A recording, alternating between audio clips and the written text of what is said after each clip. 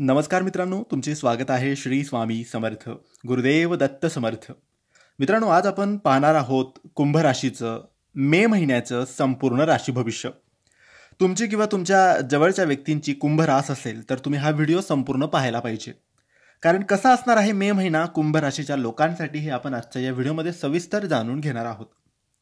मित्रांनो, शनी महाराज तुमच्या द्वितीय स्थानी आहे आणि हे तुमच्या बोलण्याच्या पद्धतीवर परिणाम करू शकतात, म्हणून विचारपूर्वक शब्द वापरणं अत्यंत गरजेचं आहे. गुरु महाराज तुमच्या पंचम भावात आहे. बौद्धिकता तेज होईल आणि सृजनशीलता याला बळकटी मिळणार आहे.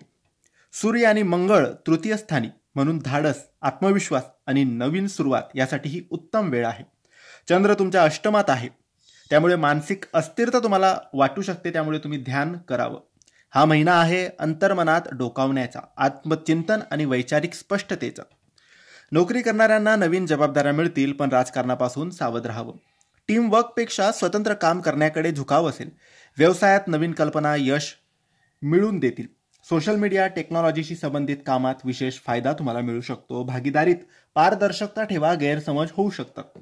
प्रत्येक शनिवारी काळे तीळ, काळे कपडे किंवा लोखंडी वस्तू तुम्ही दान कराव्यात. शनी महाराजांचे दर्शन करावे, हनुमान चालीसा वाचावा, यांनी तुम्हाला लाभ होईल. मे महिन्यात पैसे येण्याचा मार्ग ओपन होतील, पण तितकेच जास्त खर्च सुद्धा वाढू शकतात. काही जुनी थकबाकी परत येऊ शकते. आर्थिक व्यवहार करताना अत्यंत दक्षता आवश्यक आहे.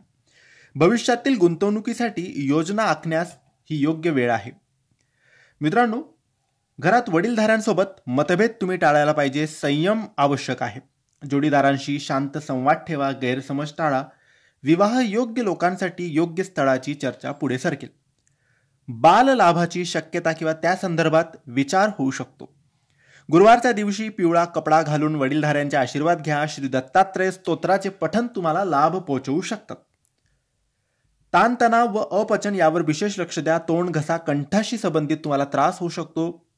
झोपेची नियमितता पाळा. योग, ध्यान आणि सकाळची वॉक फायदेशीर ठरेल. रोज 10 मिनिटं प्राणायाम करा, याने तुम्हाला लाभ होईल. अभ्यासात मन लागेल. मन एकाग्र ठेवणं महत्त्वाचं आहे. स्पर्धा परीक्षा देणाऱ्यांना मनोधैर्याची गरज आहे. गुरुची पंचम स्थानातील कृपा, योग्य मार्गदर्शन तुम्हाला मिळू शकतं. तुमच्यासाठी शुभ तारखा आहेत 5, 9, 17, 23 आणि 28. तुम्ही शब्द आणि विचार यावर सखोल लक्ष केंद्रित करा. ज्यांचे मन स्थिर आहे त्यांचे विश्वही स्थिर राहतं, असं स्वामी म्हणतात. हे होतं कुंभ राशीचं मे महिन्याचं संपूर्ण राशी भविष्य. तुम्हाला माहिती कशी वाटली आम्हाला नक्की कळवा, आणि माहिती आवडली असेल तर लाईक आणि शेअर करा. काही प्रश्न असतील तर कमेंट्सद्वारे विचारा. आमच्या चॅनलला सबस्क्राईब करायला विसरू नका. धन्यवाद. श्री स्वामी समर्थ.